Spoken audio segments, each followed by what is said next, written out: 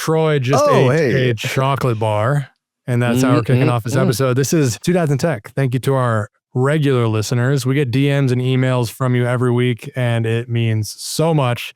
It means the world to us that people are actually looking forward to our episodes every Wednesday morning.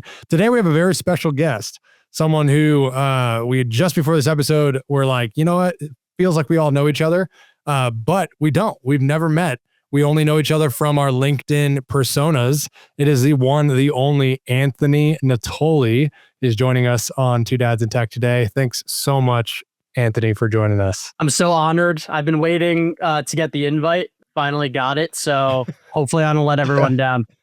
Yeah, dude, you know, it is what it is. I feel like we sucked there for a bit. Even Daniel and I were like, oh crap, we got to record because it's coming out tomorrow. And crap, what do we talk about? So not supposed to podcast, but it is. I'm not even gonna lie. We were like, we should have a guest because we honestly don't have that many guests. Like we part of the appeal of Two Dads in Tech is it's just Troy and I, and it's actually a lot easier to do an episode without a guest.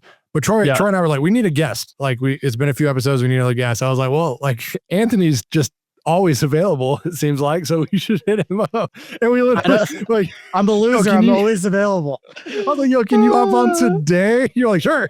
Like, I know. This is great. Came in clutch, and I actually want to start off with a question for you, Anthony. Well, first, what's your middle name? I feel like you have such an Italian name. What's your middle name?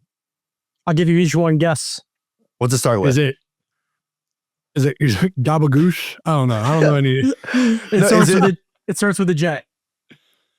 Jeremy. Joshua. Anthony Joshua sounds good. I don't know. Is it like, is it Italian? Jesus? It goes with the flow. It's Italian. Anthony. Joe? Like Joe's Pizza? Oh, Joseph. Okay. Yep. Got it. That works. I like it. Okay. So my real question to you was, on February 1st, you said that you were going to drop 30 pounds. And I believe a few weeks ago, you hit that milestone. Correct me if I'm wrong. But if you did hit that milestone, what's next? Yeah, 34 pounds as of today. Let's go. I obsessively weigh myself every morning, sometimes multiple times a day. It's probably unhealthy. But yeah, I think what's next for me is now that weight is off my shoulders, which it was for a long time. Last 2 years, I've been really trying to lose that weight. I kept telling everyone about it. I kept telling myself I was going to do it, and I kept not doing it. I was like really depressed, and you wake up every day and you keep screwing yourself over the day before. It's tough to look yourself in the mirror and like operate at the highest level. So I think the first thing for me is like, I just am operating now just a way more confident Anthony. I finally followed through with my commitment. Getting married in October. So like all the ripple effects feel really good. Like I'm going for my tuxedo tomorrow. I'm not going to look in the mirror and feel embarrassed, you know? So like those little moments are the things that I'm really looking forward to next. Like being able to like take my shirt off at the beach and like not feel super insecure. And I have all of these fitness goals, and now they're just so much easier. Like Daniel, you get it. It's a lot easier to run a mile when you don't have a 30-pound weighted vest on your body. So it is. There's really a lot of different avenues I can go like fitness wise, but I think for me, and like it's a pretty cliche answer, it's all the mental stuff that feels so damn good. Yeah. Dude, well, first I want to back up. Go ahead. Before we go down the rabbit hole, tell our listeners who you are. 60-second introduction. I was going to say we're so rude. We know who he is, but honestly, Anthony's a very interesting person. Give us like your little elevator pitch. You meet someone in an elevator and they have no idea who you are, and you're trying to just give them the brush stroke. Who is Anthony? Yeah, I'm horrible at elevator pitches. That's what I tell them, but I'm going to try my best. So I'm 32. I live in New Jersey, born and raised, used to live in San Francisco right after college for about 5.5 years. Moved back home during the pandemic. I've been in sales since I graduated, started in mortgage sales, started in SaaS after that job as an SDR, worked my way up. I've led an SDR team. I've been in enterprise sales, and right now I work at LinkedIn as a senior account executive. I live in New Jersey with my fiance. Like I said, getting married in October. We have a golden retriever. I'm very into fitness, all New York sports. Unfortunately, I love dogs. I love going to the beach. I love traveling. And I really try to optimize my life for the things and the people that give me joy and eliminating everything else that doesn't. Nice. It's awesome. I love that That's a elevator great pitch. elevator pitch. You should Yeah, that's start great. telling people that you Yeah, have you're an great at excellent elevator pitch. And then Yeah, just I have high appreciate hope. I Dude, appreciate it. Yeah, that's awesome. That's Real awesome. Okay, quickly, now back yeah. to the fun conversation. Now that everyone knows Yeah. who you are. Dude, Go while ahead, he was Troy. explaining it, I was like, damn, we didn't even like tell people who he was. We just jumped right into it. That's No. on me though. Hey, That's look, on me. Love That's it. not my fault. You're like, yo, tell us I about how know, you lost I weight. know. I was like, bruh, Dude, no one knows who this guy is. Dude, I literally went to my notes and it's like, open up with this question. And so that's what I opened it up with. But so back to it. When you said that you told everybody that you're going to lose this weight and you weren't doing it, you're just like, I just kept telling myself that, telling friends that, never did it. What were you doing instead? Was it like a just lazy kind of thing, or you just didn't feel like it, or what? Yeah. So this is a pattern for me, to be honest. Same with like my gambling addiction, my spending, my eating habits. I'm starting to change this, but I used to be really good at telling people what it sounded really good to hear. And then when no one was around, I didn't follow through. So it's like, yeah, mom and dad, you caught me gambling again, but I'm going to stop, like for real this time. 6 months go by and I just go back to it. Or I'm going to lose the weight this time for real. And then I binge eat. Or, hey, I'm going to start saving and not spend like an idiot, and then spend like an idiot. So this all stems through, and I've learned this through a lot of like deep inner work, therapy, childhood stuff. You know, my parents got divorced at a very young age when I was 7. My biological dad's not in the picture anymore. I was raised by my stepfather, who I consider my real dad, and I'm so blessed and lucky to have him. But when you're 7 years old and you're being raised by your mom, who's struggling to get by, and you're going to an after school program, you kind of feel like left alone and abandoned. You have to like survive on your own. And I think a lot of that feeling not good enough, insecurity, looking for stability and control manifested my adult life. When you're spending and you're gambling, you're eating, for me, it was like my safe space. I felt in control. It was like my escape. And so, you know, for me, like those were the things that I escaped to. Like those are the things I would do when no one was looking. And so getting back to the specific question, I would work out really hard and then I would just eat a shit ton of calories. And I knew that was wrong. And so like after you eat all those calories, you're like, what am I doing? Like this is so misaligned to what I'm saying I want to do and what's important. And so through all these like different pursuits and challenges that I've overcome, I've just got like this unique perspective on like what it takes to be successful in life. And, you know, I see things online and people just like screwing themselves over. And I'm like, man, if I can only talk to this person and tell them like, you just have to do the thing for enough days in a row and you'll get there. And a lot of times I have to like continue to prove that point to myself. And this last 6 months have, you know, been a testament to that. Yeah. If I can double click on something you said, first of all, it's awesome how vulnerable you are about a lot of that. It's hard to share some of that stuff. Yeah. It seems like it's maybe not so hard for you to share, and it maybe is from just years of being open about it and talking to people, or maybe you're just more naturally good at sharing stuff like that. But a lot of our listeners, and primarily just male figures, it's hard to get open like that. I mean, I think the three of us can agree. Too tough. Yeah. Yeah. I mean, especially the 30-somethings, you know, in the 90s, when you were a kid and a male, again, general brushstroke here, but you're mostly just told and taught, yo, don't cry, don't feel, don't show your emotions, like be tough. That's what, you know, we can call it toxic masculinity, whatever you want to call it now, but it's just like very refreshing. And that's the vibe that Troy and I already try to do when it's just the two of us, but just to hear you kind of share about yourself. One, appreciate that. Two, I wanted to double click on, you mentioned gambling addiction, and I wanted you to share what that means. Like, what is a gambling addiction? When you use that term, what are you talking about? Yeah. Gambling addiction, how I define it, is like the compulsive sports betting, online casinos, in-person casinos. And this is this idea that like you legitimately can't stop, and it has like this control over you. And I'll give you an example. You know, the normal person that doesn't have a gambling addiction may be able to put $50 on a game and lose it and be okay with it.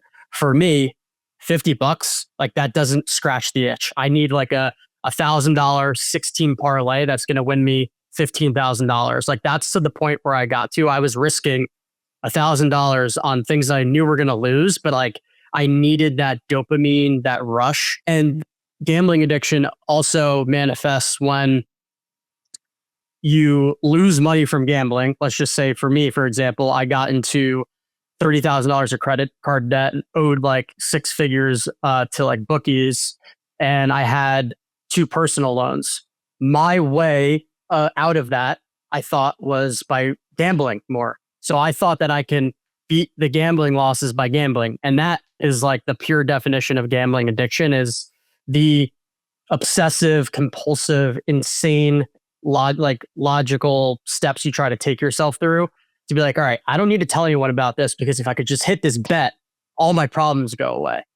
Yeah. Or it's like, you know, you're winning the bet and you're like thinking of all the things you're going to do with the money. And you're like they talk about the dream and the fantasy land. And you're like, oh, I'm going to go on this vacation. I'm going to buy this watch. And then the upset at the end happens and you're like, I don't have the money to pay. And the thing about gambling addiction and what makes it so tragic, it's not like alcohol or drugs where you can physically see it. And so for me, it had to get worse before it got better, to where I hit a rock bottom until I got help. Because you can take out the personal loans, you can take out the credit card debt, and you're like, man, if I can only hit it big, I can erase all these losses. I don't have to tell anyone about it. And that's why it gets really, really bad. And that's why it's the highest suicide rate for any addiction right now. Holy cow. I did not know that. I didn't know that. Oh my goodness. Jeez. Especially with finances when they're involved, it's really bad. Like I've met people through the 12-step program that are 60 years old crying that they lost their family, they lost their kids because they gambled the kids' college tuition away, or they gambled the mortgage away. Like, shit is serious when you're talking about finances. And then people start to lie, steal, and cheat to figure out ways to pay their gambling debts. And then they turn to alcohol and drugs, and they either are committing suicide or they're ending up in jail if they don't get help. So it's one of those things where, because you can like get by with it until it's too late, people end up letting it go until it's too late. Take us back. Tell us kind of how your life turned into that. And then after that, tell us kind of how you got to where you are now, you know, with a fiance and a great stable job, and even the ability to look back and talk with confidence about someone who you were but aren't anymore. I'd love to hear kind of the whole story. Yeah. So sports gambling in New Jersey, where I was from, like upper middle class, suburban area, super popular from like middle school. So I had been sports gambling, playing like blackjack, all that stuff. My big thing was like sports betting though. We used to do it through texts in class, and you'd see the kid the next day or whatever and pay. And then the illegal online sports books would come, and you'd have an account with credit. And that's when it started getting really bad. I learned that you could bet with money that you didn't have. So like someone would give you $2,000 worth of credit, and it's like, wow, if I could take this money that's not mine and bet it, like, what's the repercussion? And then I remember I went up, like, this was probably my sophomore or junior year. I went up like $2,000 on the online casino. I was playing like roulette or something. I remember I was up like $3,000. The kid was like, yeah, I'm going to drop the money off to you tomorrow. Of course, I went back and I lost it all. I ended up, and I was working at like Best Buy at the time, and I had like $2,000 saved up. And the kid was like, I have to talk to your parents. Like, you owe me money. Like, I can't just let this slide. That was like my parents' first introduction to like my issue, and my first introduction into like the slippery slope that is gambling. And so like I paid that. I obviously like continued to do it behind my parents' back and like figured it out. Then I got into college, got myself into more trouble. I actually was like a bookie for a long time in college. And then when I graduated and moved to San Francisco, I started making my own money. And that's when it got really bad. I was working in the mortgage industry at the time. My first salary was $42K. And to give you perspective, that $42K allowed me to live in an apartment where we turned like a 1-bedroom into a 3-bedroom. I think like 9 months into my mortgage career, I got promoted into like account executive, where I was actually getting commission. I made like $200K like my first year and a half out of college, and I gambled it all away because I was like, oh, I had money now. Like, oh, I can afford to like gamble.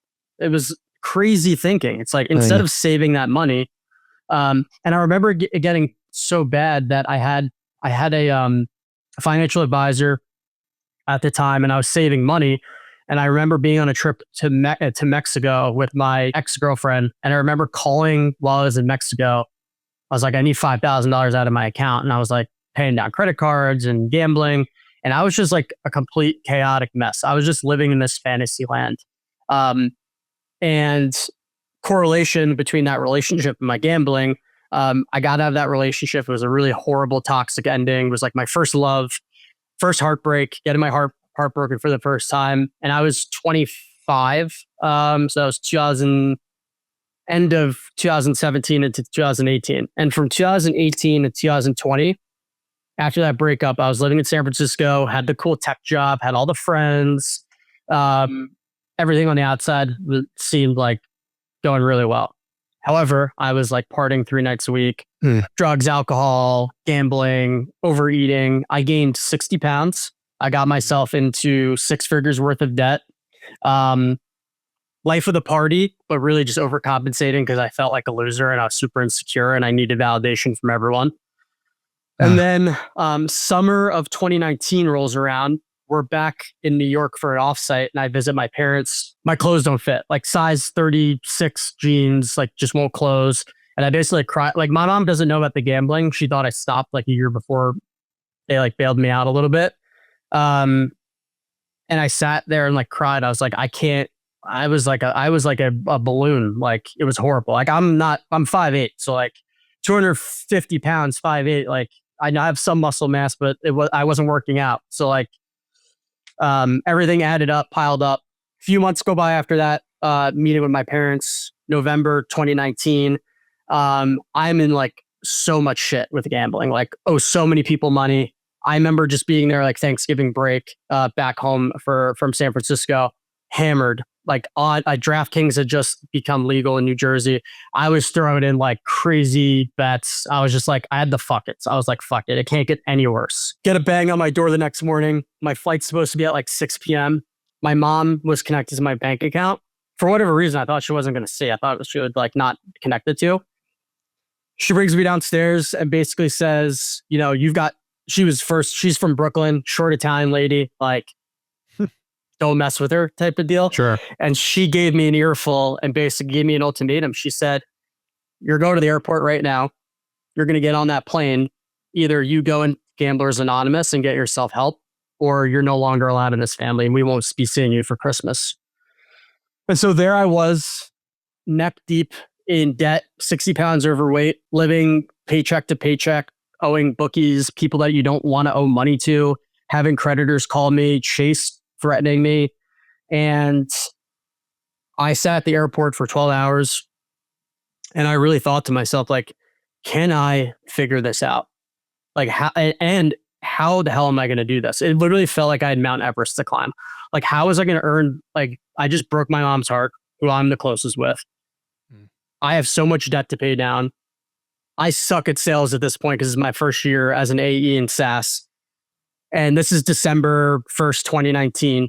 I get back and it's really like 2 choices. Do I go throw myself off the Golden Gate Bridge and like end it? Or do I like give myself a different path? And I say throw myself off the Golden Gate Bridge like figuratively because that's the path I was heading down if I continued. Because I had those thoughts that day because I didn't see a path forward. And then I decided to enroll into Gamblers Anonymous and I never looked back. And that started down the path of this recovery. And I'll stop there, but I'll kind of like close the loop a little bit and make the parallel with sales. 2 weeks after I got back from San Francisco, it's the end of quarter, my first ever Q4. If this isn't like a sign from the universe that like things were just like getting worse before they got better, I had 3 deals and that commission check was supposed to like help me out a ton to get out of the debt. All 3 deals closed, lost, push, competitors. And I remember texting my mom and my dad because they were happy. They were talking to me again because I took the step to get help.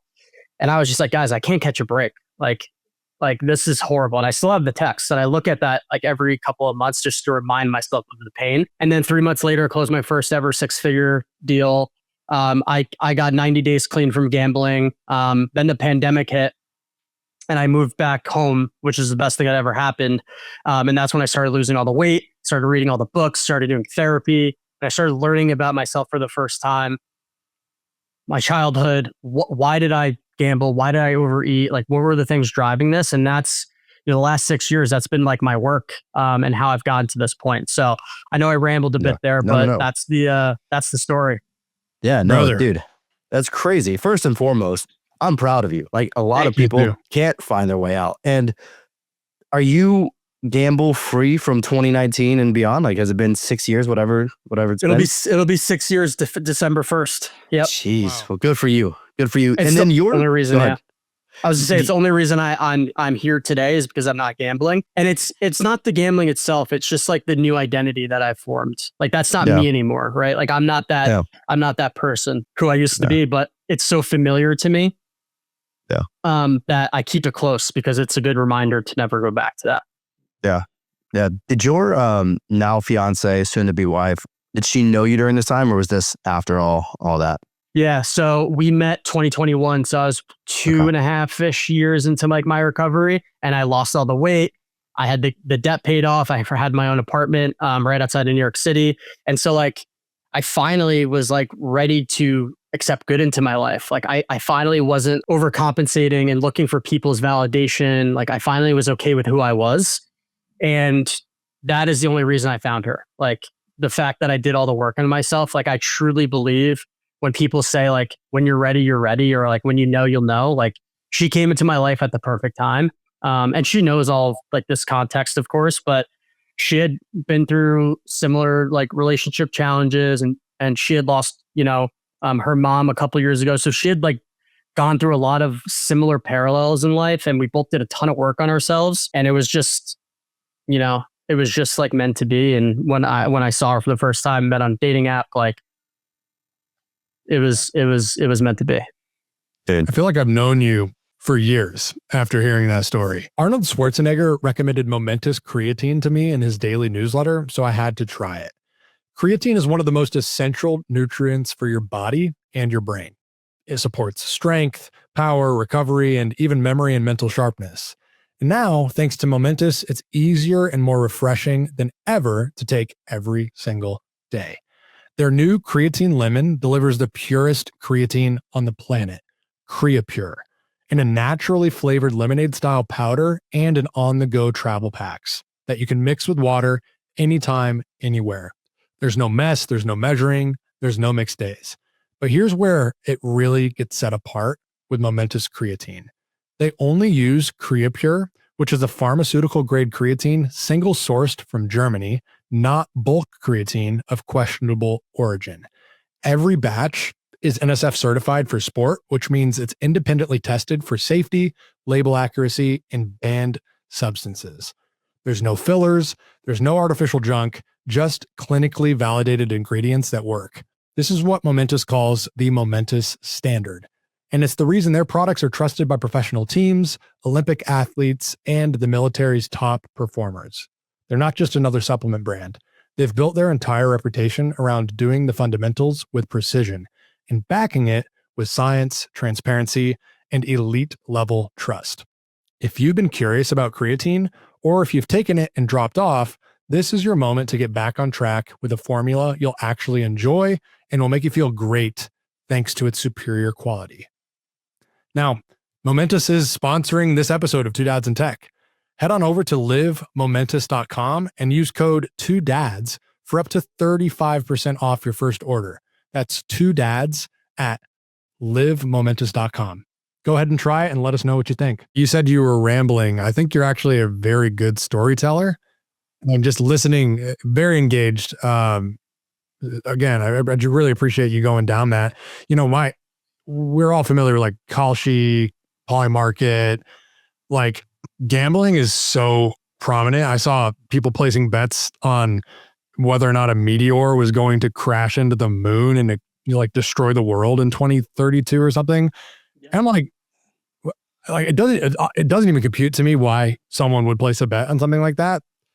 But people are doing it. And I think, so my parallel to this is I've been alcohol free now for over a year, and I chose to do that for health reasons that were really scaring me. My dad had 3 heart attacks. I was gaining a bunch of weight. I was super out of shape. And so I just cut out a bunch of stuff, including alcohol. And after 90 days, I was like, well, let me go a year. After a year, I said, well, I have just no reason to bring this back. And the longer I'm away from drinking alcohol, and I'm still like, I'll go out with friends and just get like an NA beer, you know, a sparkling water or whatever. I realize like more people rely on the drink than they think they're relying on the drink. It's like, I'm not an alcoholic, you know, but it's like, well, dude, you're on your 5th drink, you know. It's like, and I'm not going around being like, you are an alcoholic. That's not my vibe at all. But like, it's so much clearer when you're out of the picture how destructive that can be to someone's life. And I imagine the same for you, you know, like gambling, whether it's like betting or even just like hitting up a casino and playing a blackjack or whatever, poker, like there's so many forms of gambling, sports betting, there's parlay market, everything like that. It's like, yeah, there's the casual gambler, but like, is there, like, to your point, like you're playing with fire, right? It's like, you might win some money, but the detriment of losing those bets, you can only take so much. I think anyone can only take so much before they start to cross the line of what's healthy, and that turns into kind of a story like what you described. So I'm just, you know, I have so many questions. I don't want to derail us, but I'm like, what would you tell yourself if you were to go back in time? You know, like go back in time 10 years. Like, what do you tell Anthony, who's, you know, 22 years old, maybe a little bit further back? I'm not sure when this all started, but like, what do you tell him before he goes down that road so that he can maybe make some better decisions? Yeah, I think it's how I view myself now is like, I think once I finally accepted my like character defects, that is when I was able to like actually move forward and make the change. I think a lot of people live in denial of like, oh, it's not that big of a deal, but they don't realize the ripple effects and big impacts it makes on the people around you. Like, I realized that I was so needy for attention from my siblings and my parents because I just like it all stemmed from a place of not feeling good enough. That wasn't true, but I thought it was true because I didn't let go and come to terms with that childhood trauma that I faced. And once I did, I was able to realize like, hey, you are good enough. You don't need to do these things. Like, you don't actually need anything to feel good. It's within you. I think my biggest message to younger Anthony, which I like try to remember all the time, is like, you are enough. You don't need the relationship to make you feel good. You don't need the money, the promotion. Like, you are good enough. And I think for someone that hasn't been through what I've been through, like maybe that doesn't resonate, but because of the adversity and challenges, and I've seen how bad life could be, the fact that my life isn't that way anymore, it feels like I've won. Like, it feels like I've won at life. Like, regardless of my bank account status, regardless of my job title, the fact that I have a perspective on life where I can truly enjoy it, where I know my core values, where I so believe in who I am and like what I care about, that to me is like what defines a rich, wealthy life. You know, you see all these people like on Instagram and X posting their Stripe accounts or the next car. It's like, cool, but like, how much do you see how many times do you see your parents? Like, like, what do you do when no one's watching? Like, how do you actually feel about yourself? A lot of people let the external materialistic things define themselves. And I think, of course, I like nice things. Like, I want a nice watch. I want a nice car, but I don't need those things anymore to make me feel good about myself. And I think that has been the biggest win. And I wish I could go back and tell him that, like, you don't need to be invited everywhere. Like, just because someone doesn't invite you doesn't mean they don't like you, or just because you get passed up on the promotion doesn't mean you suck or whatever. So that would be my advice. And I wish everyone realized that. And I almost wish more people went through really hard shit, because you then realize like what actually matters in this life isn't the cars, the money, the clothes, the job. It's how do you show up? Who do you spend your time with? What are your core values? Do you live in alignment with those core values? Are you happy and peaceful between the years when you wake up? I think that, to me, I wouldn't trade that for the world. Like, you can tell me I'm going to win $1 million bet or have this. Like, I'm taking the inner peace all day long because I know I'm going to lose the money anyway. Yeah, that I mean, that's it. The story in itself is inspiring. And I feel like whether it's gambling, alcohol, maybe it's just like insecurity, it could be anything, right? Like people out there that are struggling. I feel like while you say it might not resonate with a lot of people, it probably does, but in many different ways. But to pivot the conversation a little bit away from like gambling and addiction and things like that, you're pretty well known in the LinkedIn world. I think you've got over 53,000 followers. You've got Natoli's Nuggets, all that fun stuff. What I want to know is first, Natoli's Nuggets. I know what it is. Listeners may not. If you're in sales, this probably is somewhat relevant to you. Give us your elevator pitch on Natoli's Nuggets. Yeah, it's pretty simple. I like to share content that helps salespeople build, close more pipeline, all the sales tactics, but I also want to help people not burn out while doing it. I want them to feel good mentally. And I think the best part that separates me from maybe someone that's not currently doing the thing or is so far removed or regurgitates other people's content is like, it's all based on like my life experience. So like I have the chops to be able to talk about mindset because I've been there. And I think that's what separates me from the guru who writes the next best self-help book that's just repeating quotes and things like that. That is where I try to stem everything. And that's why I think like the nuggets, if you will, that I share, they're all based on like things that I've actually lived or I'm trying or do, and not based on like theory. So that's what Natoli's Nuggets is about. Just trying to like teach people based on my learned experience. Yeah. Yeah. If you're in sales, you're looking to get in sales or anything like that, highly suggest following Anthony or even just looking at some of his content if you're not a big LinkedIn person, because it'll help you either get a job or excel in your job if you are in sales, a BDR, et cetera. So you went from 6 figures in debt, 5-6 years ago. Now you're, is it a senior enterprise AE at LinkedIn or an enterprise AE? I don't know how they structure them there. Yeah, more or less. Okay. So we'll just call it that. What do you ultimately want to do? What's the goal? Yeah. My North Star is opening up a dog farm where I rescue a bunch of dogs and have a coffee shop and have a gym there. Like that is my North Star of what I'd like to do. I don't want to be in sales forever. I think anyone that says they do is probably lying, but maybe I'm wrong. I think ultimately there is something bigger that I feel called to do, and it has to do with helping people based on what I've been through. That I'm not going to get too into the 12-step program, but the last step of the 12-step program is like basically continuing to help others based on what you've learned. And I think that principle in general makes the world a better place. If you can help other people based on what you've been through, like that's a huge win. So like Daniel, if it's for you helping people get into running or lose weight, Troy, if it's for you helping other entrepreneurs, like we could all help other people based on what we've learned. I think I've been through so much stuff that I would be doing myself in the world a disservice by trying not to do something with that. And the reason, going back to why, hey, you're so vulnerable and confident talking about this, like this is my gift. Like for whatever reason, God, the universe put me through what I've been put through so that I can help other people. Like I truly believe that. Obviously at the time I didn't believe that, but now coming out of it, like I need to do something with this information that's in my head. So whatever that is, if it's speaking, if it's a book, if it's coaching, I think ultimately that's my thing that I want to do. I love that. I think I'm inspired and I resonate with a lot of what you're saying. I very different reasons, but I had a very challenging 20 years of life as well. And I think seasons where I feel that responsibility of like, I'd be doing myself a disservice by not passing this on to someone. But to be honest, and shame on me, but like I get so distracted. I'm like, man, like work and being a dad to 2 little ones and being a husband and involved in the community and side hustles. And it's like when, and I think it's a valid excuse on the surface, but really when you put things into perspective, like what you've been doing, it's like, what else actually matters if not that?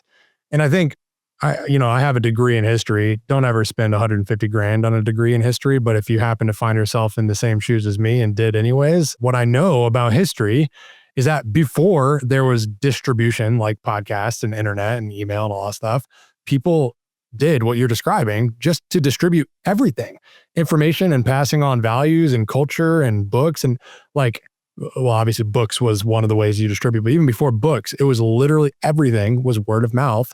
And if you were rich enough to have access to some type of writing or scroll or tablet, depending on what period of history, like that was not everyone went to their bookshelf and picked up a, self-help book. It was like, no, that guy down the street has the book and we all need to kind of listen to them read it out loud. I might not even be literate. So I literally have to listen to someone else read it to me. And I think we've lost that because of how easy it is to access information. Like, why would I go help person X if they can just ask ChatGPT what the answer is? And we start to convince ourselves like, well, there's not as much value as there used to be. But I think what you're saying, and I agree, is actually there's still the same amount of value.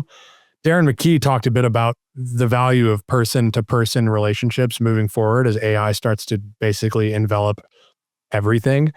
And I think that applies here is the skill that comes from bringing people together in real life to pass information and share ideas and cry on a shoulder. Like, what scares me, I think, in this new world that we're ushering in is, in your story, you mentioned a number of times, like the guy in Gambling Anonymous that was 60 who was crying about losing his house, and you crying on your mom's shoulder. And like Troy and I both have different stories we could share about how we were just brought to our knees crying about something, parenting, health, everything in between. Where's the space for that when AI takes over everything? There isn't. Everyone's going to start being isolated and relying on technology. But whose shoulder are you going to cry on when it's time to actually be vulnerable and let loose? Man, I think everything you're saying is just reaffirming how important those human to human interactions are going to be moving forward. Yeah. And one thing you said, Daniel, which is what I struggle with too. And I'm wondering, Anthony, you mentioned like, you think that you have a bigger purpose, and it's to help people go through essentially what you have gone through. Daniel said something that I feel like I fall into this trap all the time. And it's like, where do you find the time? I'm so busy. How am I supposed to go help somebody with, their problems that they're dealing with? Or how am I supposed to help really anybody? I'm trying to help myself over here. I'm trying to go on a run. I'm trying to work. I'm trying to, please the fiance. We're trying to go on dates together. Like, are you able to find the time? Or is that also something where you're like, dang, I wish I had more time to help people? Or where are you in that? Yeah, I struggle too, man, because I've got this job that I need to perform in because I've got shit to pay for. Like, at the end of the day, I think we're human. And I think there's also a parallel with this idea of being present with where you are, but also knowing like life is busy. And so it's this balance of like, I want to chase my best version, but also sometimes I only have time to like eat this like snack that's probably not the best for me, or like, you both have kids, and like that is probably extremely difficult, and it's hard to find the time. So I think there's a balance of like this idea of taking personal inventory every day and just like checking yourself with like, hey, where can I find the time today to make sure that I'm making this space? And it doesn't have to be like a huge rock that you move every day, but can I move in the direction, even if it's an inch, closer to who I ultimately want to be? And so I go outside on my balcony in my apartment every morning, and I just like kind of think about like the day ahead.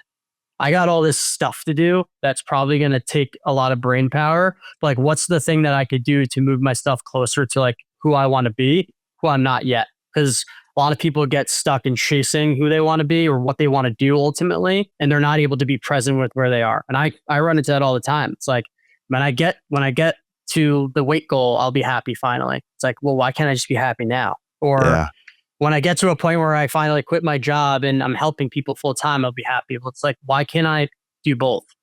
So I think it's just accepting that it's okay to be busy with the busyness of life, while also figuring out a way to take those small steps forward. I also think it's like impossible to do full-time. Like, if I were to launch a full-time coaching business or community, I couldn't do both LinkedIn and that thing 100%. So figuring out ways to like through my content scratches that itch for now, but one day it may not be enough. I may need to like take that leap, but I got to make sure that I've got the money in the bank to be able to do that and all of that. So I think it's something that I struggle with, and it's cliche, but it's like finding the balance and really being in touch with like you're like taking inventory and journaling on like where you're at, what you got to do today. Like, is there time? If there's not time, can I make the time this week? It's hard. It's the question everyone's trying to answer. And that's why influencer content is so unrelatable to me. When you see the guy that's running 20 miles on a Wednesday, it's like, dude, you better be running 20 miles in shape like you are. That's all you have to do is run 20 miles. Like, yeah, like 20 miles. First of all, 20 miles would take me 4.5 hours. So and when am I going to do that? Like, I see some of these guys like Alex Ramosi, and this is not a shot at any of those guys because they're way more successful, like monetarily than me. Like Sahil Bloom, like all they do is have time to create content and spend time with their kids. And so they're talking about these principles that they want you to live. However, they're able to do it because they don't have the busyness of life, or maybe that we do. And I'm not saying that they don't deal with problems. I think we just need more people like us. And you have the podcast, people that are like normal people that aren't these like influencers that are spending all this time doing those things and talking about it more, because there just seems to be such a disconnect, and people then think they suck if they're not living up to this expectation that this influencer is saying. And I think it's just a really slippery slope. Yeah, it is. Yeah, it is. I think content creation is in a way addicting because you get that dopamine. You get that feeling. When something somewhat viral, dopamine, you're like, ooh, I got 1 million views on this. Like, how do I get that to happen again? Yeah, it's bad. I do think it creates a whole, I mean, it's my wife keeps me very well grounded because, and all you talk about is how big of a content creator you are. There's like, so much. No. Look. There's so much irony in what I'm about to say, because I realize how often I am in my own universe, in my own bubble, when my wife doesn't have any idea what I'm talking about. And she's like a very normal user of social content and of social platforms. But I woke up this morning, I am a moron. I said, there's nothing like a Jet2 holiday, right? It's a stupid viral TikTok thing. And she's like, what? Dude, I say that and I was all like, day, every day. Oh, geez. So then what I did, I made a TikTok about how I did that. And that TikTok is probably going to get 50 likes because I'm no one on TikTok. But I'm like, I literally hate myself. Like in that moment, like, I'm like, ew, like and so she just reminds me, like, the bubble I live in. I'm like, hey babe, did you see that meme? She's like, no, I don't even know which one you're talking about yet, but no, I know I didn't, because I'm so plugged in. And so what does perfect look like to me is being able to unplug and just never plug back in again. I'm like, I started vibe coding an app. I talked to Troy about this last week. I spent like max 4 hours on this. So like, who knows if it'll ever go anywhere, but it's an app that gamifies unplugging. It's called Offline, and people compete with each other about how long they can disconnect from technology. And basically that's it. It's a timer. It's a leaderboard. There's some challenges. But that's all it is. It is functional, but I'm like, who knows if I'm ever going to do anything with it, but it scratched an itch for me where I'm like, is there any way I can use technology, ironically, to create a world where people use technology less? The answer is yes. Like, there has to be a way to encourage and really create these types of apps or communities or whatever it is. But I think you're right. We need more relatable people, and a lot of people are not relatable. A lot of people think they have to be not relatable to fit in to that influencer economy. It's like, just be yourself. I think that's my whole brand. People are like, how do you do personal branding? I'm like, I have no idea. 2, I don't ever schedule any posts I make ever. I write them and then I post them. Sometimes it takes me 5 seconds. Sometimes it takes me 1-2 minutes. My personal brand is I don't care. My personal brand is I literally don't care about anything all on over any the platform, place. everywhere, on X, on LinkedIn, on TikTok, on Instagram. Like there's nothing I care about, because I'm like, I know when I shut my laptop, figuratively, at the end of the day, like, I have 2 kids who are amazing. I have a wife who loves me. And I, like, to your point, I won the lottery. I have an amazing life. None of this matters. I want some of that to shine through in my content and 2 Dads in Tech and, in these spaces. Yeah. Yeah. I'm so addicted to my phone and social media. So and it's like, I hate it. It's such a net negative, man. Like, speaking to both of you, but Daniel, like, specifically what you were saying, like, when I delete apps off my phone, I can literally feel my brain shift to like finally it gave me a rest. It's the dopamine, man. Yeah. It's crazy. Yeah. Oh, I've deleted I don't have Instagram. I don't have Snapchat. I deleted everything but TikTok. I love TikTok. I think it's the best app like ever created. Love TikTok, and then LinkedIn, of course. Which kind of back on that LinkedIn train. Anthony, you've got like your whole life is like LinkedIn right now. You work at LinkedIn. We can call you a LinkedIn content creator, LinkedIn influencer, whatever you want to call it. I got a question. How much, we asked KD this, Kevin Dorsey, how much money would it take for you to just completely get rid of your LinkedIn? You don't have the connections anymore. You have nothing like that. Briefcase full of cash. Get off LinkedIn forever. Does this include his job? In this I know. case, I was going to say it's different with you because you work there. You don't need to get rid of your job. Like that, just pretend it's a sales job. It could be a sales job anywhere, but like you do not have a following and you can never have a LinkedIn again. How much money would you have to take? I think I'd be good with like $1 million because that'll allow me to get off the grid and go to my farm. Oh, that farm. Love it. Daniel, KD said, what did he say? 7? I don't know what we said. I think KD said 7, but like no hesitation. Like KD put so much thought before we're like, how much might 7 million? I'm like, I didn't even ask the question yet. What did you say, Troy? You said, did you say 5? I think I said like 3 or something. 3? Yeah, I think $1 million because like ultimately anything that I'm doing with my time, like I am expecting money, like, in return. Like I'm not going to like, right. Of course I want to make the world a better place and all of that, but I still have like family to feed, things I want to do. So like, I think if you give me $1 million based on money that I have saved, I think I can like invest that smartly and then live pretty happily.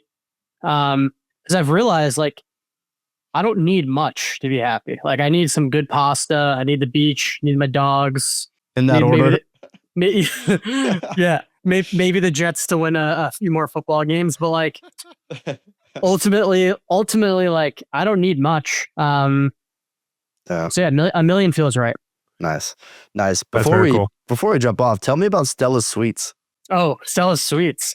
That is my fiance's business. She actually quit her corporate fashion job in I think it was like January maybe. We both realized that like we want to have a family and don't want to like necessarily hire help because either way there's going to be a cost. Yeah. And she was miserable, like commuting into the city almost every day. Not the safest place. I don't feel comfortable for her doing a 20-minute walk to the train and back. And she just wasn't happy. And so she's got this gift, and I'm very grateful to have the job that I do to where she was able to quit, and she was already doing it on the side.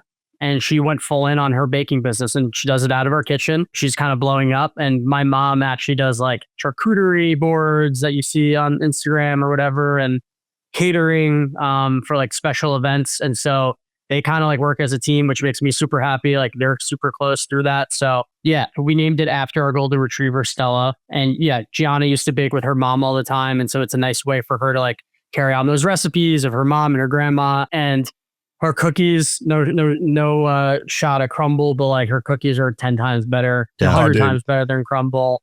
I saw a picture of them. Can we just agree that crumble is kind of overrated? It's just a big totally. Like, it's too mass produced now. Crumble, like I don't know, maybe at one point crumble was good, but it's just mass produced.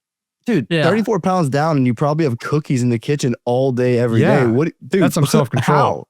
I have the worst sweet tooth. Like when I have my dinner and I'm done with dinner, I'm sitting down, I'm having a bowl of ice cream, a few Oreos. Like I tell myself I work out in the morning. Day? Yeah, literally every single day. I have a bowl of ice cream, Oreos. I probably have 500 calories of sweets before I go to bed. And so I tell myself I work out in the morning because I want to eat sweets at night. Like that's literally listen. Dude, yeah, man, it's really hard. I haven't been perfect, and that's why like the scale goes like this and eventually goes down. But like sometimes I'll have a bite and then have to throw it away. Yeah. If there's an extra for me. But she also doesn't make so good. Yeah, I'll send you guys some. Figure out a way to get I'll pay you. You got to support small. You said support small biz, I would love some of that. You said you wanted to start a family. What kind of dad do you want to be? Yeah, this one hits home because my biological dad and I had a falling out going to my sophomore year of college, and we haven't spoken since, and kind of like abandoned me. And my stepdad, again, like I want to be exactly like him, just the way that he treats me as his own son. I have 2 step siblings, but I consider them my like real siblings. Like we've all been together since I was 10. So it's been almost 20 years. I want to be the dad that like my kid can count on, that keeps his promises, that he can see as a role model. Like, I want him to be able to point at me, or she point at me and say, that's my dad, and like be super fucking proud and know that I'm never going to leave them, and know that I'm always going to have their back, and I'm going to instill confidence in them from a young age. I'm never going to make them feel like they're not good enough. And I think if I can do that, I'll leave them as an adult who can operate in this world like I may have not been able to because of those things. That's incredible. You're a great dad. Yeah, and I kept saying he. Dad. I might be a little biased, small boy, but whatever. I'll be grateful with that, whatever the universe gives me. But that's right. Yeah. Hey. I just want, like, I'm so excited to be a dad. Like, you have no idea. I know it's gonna be really challenging, but like, I think I can use what I've learned to become a really good parent. You can. Yeah. But we'll see, and I'll need both of your advice and help as that stage comes. We're here whenever, man. You're going to crush it. Two boys. We both got two boys. Dude, mine are crazy. Mine are absolutely crazy.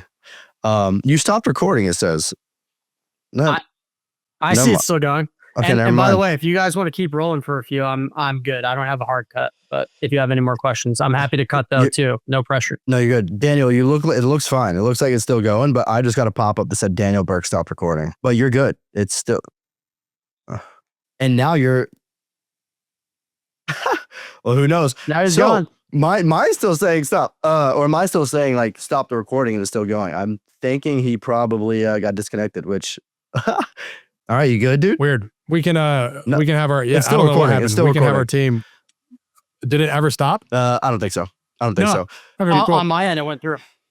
Dude. Okay, awesome. Anthony, what's up with the LinkedIn algorithm? I'm kidding. Tell us exactly how to hack it. Tell me. I get like, everyone's coming at me. I'm like, dude, I get 2,000 impressions. I'm like, you mean you can't jump into your Microsoft Teams and just like at the engineer that is working on it and be like, yo, tell me exactly how to go viral now. Go pump my post. You would be shocked at the messages that I get from people. Unlock my account. What the sales and app team isn't answering me. I'm like, who do you think I am? Yeah. Like someone today, Vin Matano posted like, LinkedIn didn't pay me for this content that they send me or whatever. It's package. Someone tagged me and they're like, Anthony Natoli, pay the man. I'm like, who do you think I am? I'm just a sales, like, it is hysterical, but it comes with the territory. I try to pass all the feedback I can along. Yeah. Better than TikTok with the anonymous cesspool of commenters. Dude, LinkedIn wouldn't last a day with TikTok's comments at all. Are you kidding me? Dude.